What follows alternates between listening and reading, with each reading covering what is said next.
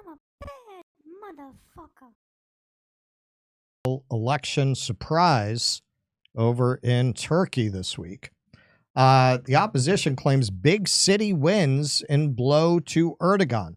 Okay, so you know what's strange about this to me? I've been hearing for years in the media that Turkey is no longer a democracy. I can't imagine that if it's a dictatorship, they would allow the ruling party to be defeated. But apparently such was the case this week. Turkey's main opposition party has claimed victory in Istanbul and Ankara in local elections, inflicting the biggest defeat on President Recep Tayyip Erdogan and his Justice and Development Party, the AK Party, in more than 2 decades. With more than 95% of ballot boxes opened in Istanbul on Sunday, Mayor Ekrem İmamoğlu of the Republican People's Party said he had defeated the governing AK Party candidate by more than 1 million votes. Those who do not understand the nation's message will eventually lose, İmamoğlu, a former businessman, told thousands of supporters late on Sunday. Quote, "Tonight, 16 million Istanbul citizens sent a message to both our rivals and the president. In the capital, Ankara, CHP's Mayor Mansur Yavaş claimed victory over his rival, hailing the result as a, quote, clear message to those who rule this country. In total, CHP prevailed in 36 of Turkey's 81 provinces, state-run Anatoliy agency reported, making inroads into many AK party strongholds. Opposition supporters gathered in Istanbul to celebrate the results, with tens of thousands of people lighting torches and waving Turkish flags. In a speech delivered from the balcony of the presidential palace, Erdogan, who has governed Turkey since 2002, acknowledged that his party had lost altitude across the country and said he would self-reflect and rectify any mistakes. Quote, "We will correct our mistakes and redress our shortcomings," he said. In previous local elections in 2019, İmamoğlu won Istanbul's mayoral race, dealing Erdogan and the AK party their biggest electoral blow until that point. That defeat also struck a personal note for Erdogan, who was born and raised in the city and served as its mayor in the 1990s. Sunday's local elections represent a new blow to the president, who had set his sights on retaking control of those urban areas. The nationwide local elections were seen by analysts and civilians as a gauge of both Erdogan's support and the opposition's durability amid skyrocketing inflation and the crumbling of the Turkish currency against the dollar. Sinan Ulgan, director of the Istanbul-based İdam think tank, told the Associated Press that the surprising outcome was the result of voters wanting to punish the governing party over the state of the economy and described the elections as a watershed for İmamoğlu. He will emerge as the natural candidate of the opposition for the next round of presidential elections, Ulgan said. They had a big celebration. They were chanting, "Turkey is secular and will remain secular." The secular Social Democratic Opposition Party is leading in Ankara and across the country in a rebuke of Erdogan and his Islamist right party. All right, so let's take a look at that.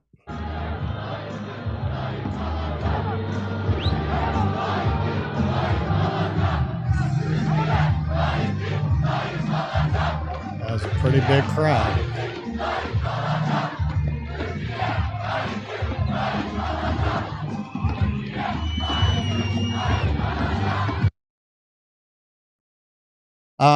So that is a pretty big turnaround. Turkey is a very complicated country because this Muslim party has been in control for 22 years.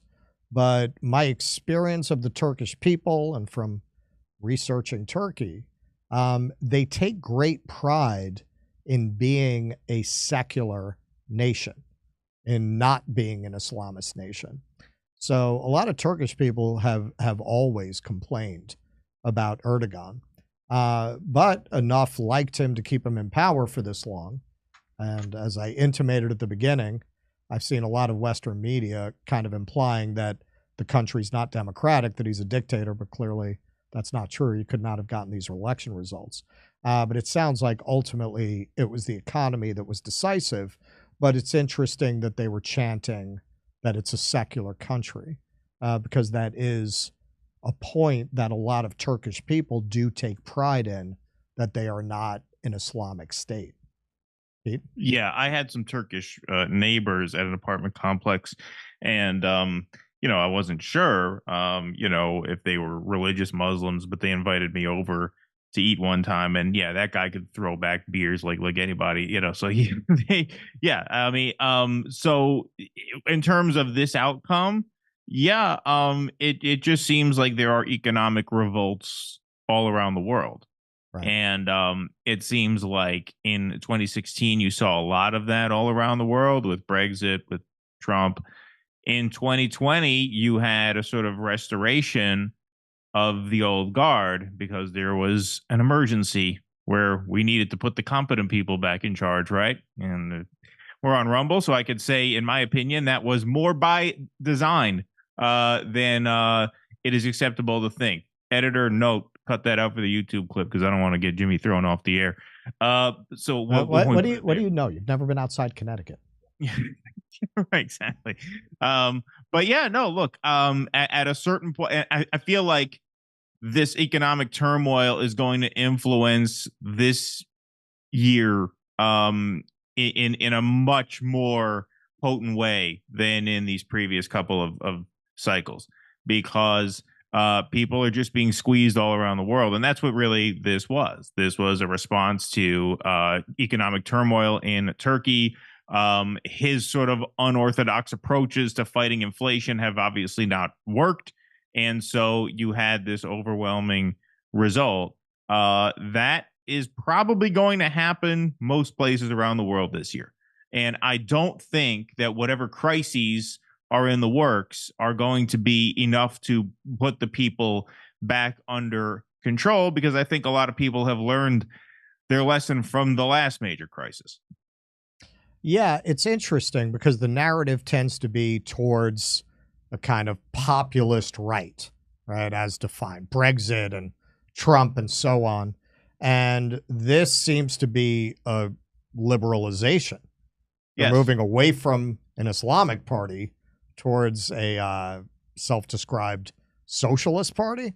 Well, so much of what passes for the populist right is not very populist in practice. Right. And that's true here, and there's only so much you can fail before people catch on to that. And this is where I have come to the conclusion that electoral politics is a trap, because to call back to our previous segment, as long as it all takes place within a sort of Overton window, if you will, on a spectrum that has been narrowed by the people who are vying for office, then no matter who you put in office, you're more or less screwed either way. You need to bust open that Overton window. You need to stretch that spectrum out as far as you can. Only then will actual possibility through electoral reform be an option on the table. Because, what we've seen right here is a perfect example. You had Trump come in. What was it? Tax cuts for the wealthy. Now he's out. Now Biden is in. Biden promises all these things, doesn't deliver on a single one of them. No minimum wage increase, no paid family leave, nothing. Now we're going to give it back to Trump. What's he going to do with 4 more years? Probably not much of anything, which means, depending on, this is probably but he'll be going entertaining a little too far doing out. Nothing. He will be entertaining doing nothing. So depending on how frustrated people are at the end of those 4 years, maybe the Democrats win again. Maybe Trump's vice president gets in, right? We can't know that for now, obviously. But notice, one-term presidents are kind of rare. And it's looking like we're going to have, 3 in a row. We're going to have Trump for 1, Biden for 1, Trump for 1, and then he'll pass it off to somebody else. And if the Democrats win, that'll be, in a sense, a repudiation. So this all just strikes me as panic. from people, justifiable panic under circumstances that are not as changeable as they may hope they are. Brazil, same thing. Lula, they throw Lula in jail. Bolsonaro gets in. They kick Bolsonaro out. They put Lula back in, right? There's just this sort of, back and forth between, these different ruling parties under a circumstance that is ultimately, I just think, gotten beyond the democratic control. The system is no longer responsive to any real democratic input, Right. and that's Right. certainly true here. I don't think you could say that that's not true here, but it seems more and more true all around the world, wherever you look. And so, obviously, we hope this works out for them. But I think you're seeing a level of panic in people that is going to make a lot of these cycles around the world very, very tough to foresee. And that's why I think you are looking at Trump coming back. And I think you're looking at a lot of outcomes that are going to strike people as quite surprising around the world. I mean, I don't follow I don't follow their elections very closely, obviously, but judging by the coverage, this seemed to be a pretty big surprise to people who had their ear pretty close to the ground. Well, it's interesting that it's a secular socialist party because today, largely with the help of media framing, people are given this impression that the Muslim world is inclined towards autocracy and was not able to modernize. But actually, that's because the British Secret Service, in conjunction with the CIA, whacked out their leaders anytime they tried to have a secular government. But a lot of the Arab world was moving towards a kind of secular socialism. So why does Turkey still have this tradition? Why hasn't Turkey been forced into a monarchy? Why didn't we ever install a Shah in Turkey? Oil. Countries that had democracies, you can't just steal their shit. It's much easier to deal with a king. It's much easier to deal with an autocrat than it is to deal with a democratic society. We could afford to have one in Turkey, so we didn't mess with their politics in quite the same way that we did in the rest of the region. So it is very interesting that that tradition does survive in Turkey, and it was something that was emerging in the rest of the Muslim world in the 20th century, but the West squashed it because they were afraid they couldn't control it in regards to their resources. Yeah. And turns out in certain places it's a little harder to control than they thought it would be, which ushered in this, new century of warfare and turmoil. All right. And on that cheery note, to you, Misha. Okay. Isn't it swell? The memes make themselves. They found a rabbi hole, tunnels and all. There's Jews in the walls. Isn't it bliss? The rabbinical grace soiling the mattresses. Well, let me tell you. Boy, the brain, shut it down.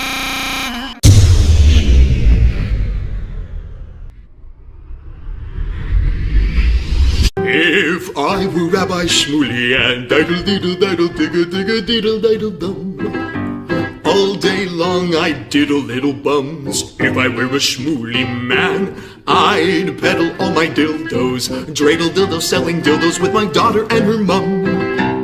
If I were a Jewish Shmuley man, I'd be digging with a dildo in my bum. I'd wear a grotesque nose and go grab some goyim right on the nipple with a pinch. A Shabbos lap dance brace for the youngest mensch.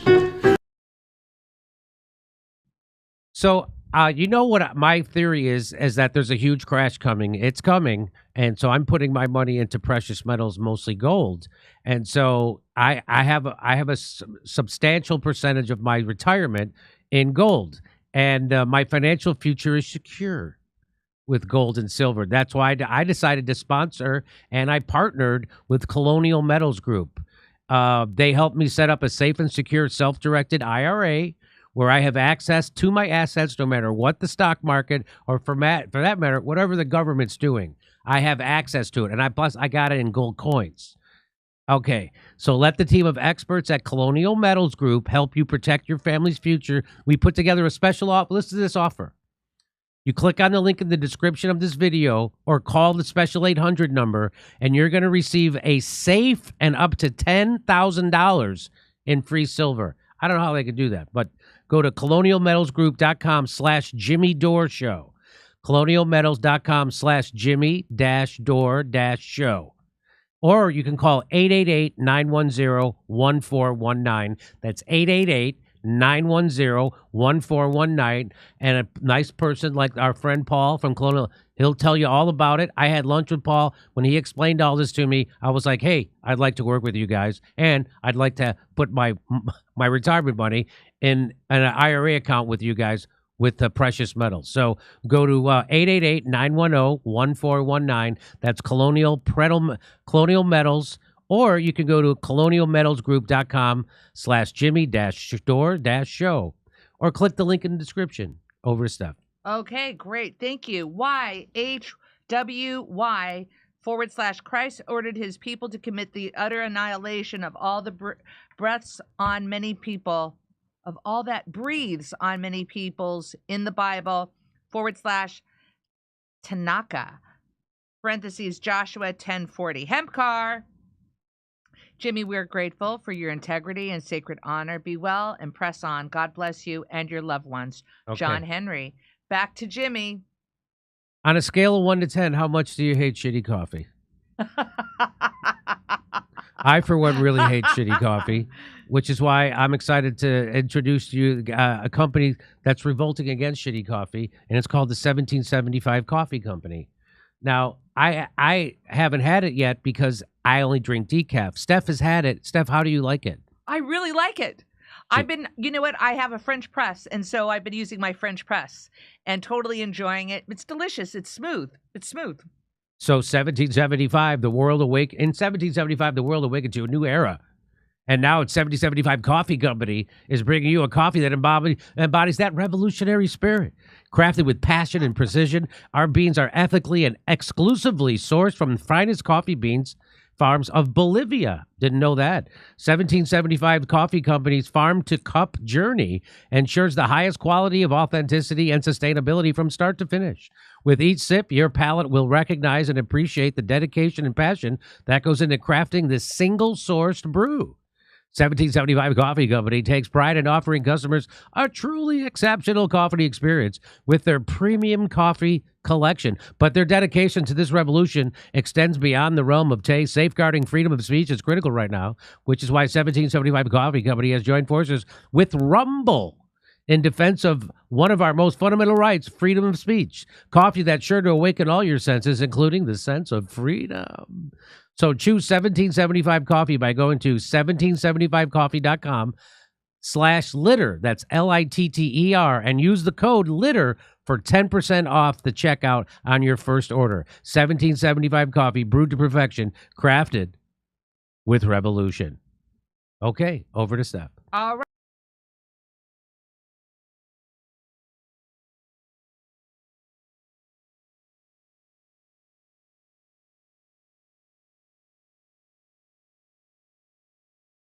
Hey, thanks for checking out our YouTube channel. Subscribe by clicking on that button down there for more AM Joy and the rest of MSNBC. And click on any of the videos right here to watch the latest interviews and highlights. And you can get more videos from MSNBC for free every day with our newsletters. Just visit